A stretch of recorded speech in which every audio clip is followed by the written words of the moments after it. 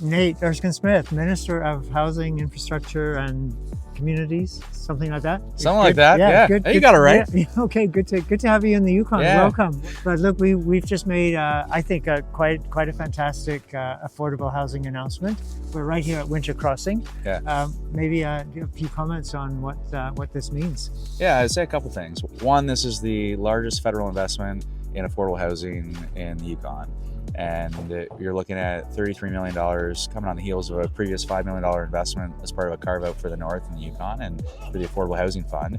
And it's about $8 million in grants and an additional $25 million in loans. And we're going to see 105 affordable housing units built here and just continue. It's part of the work we got to do. We just got to double down on it.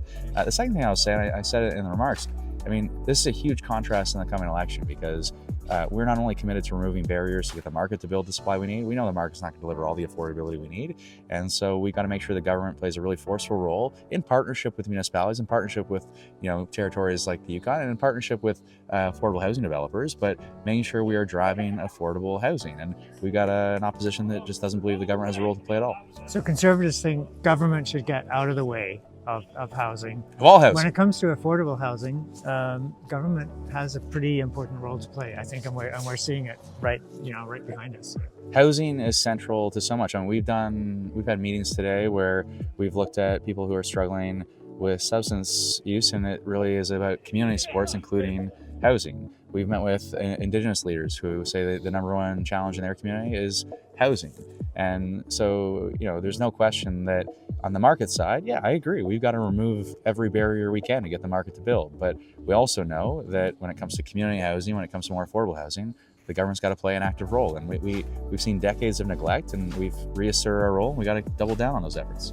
Been a great day. We need to get you back, but any closing impressions? Yeah, I mean, one, just really appreciate the warm welcome. I feel like we got a lot done, and I look forward to more work with yourself and the Premier here as well, who we had a good meeting with.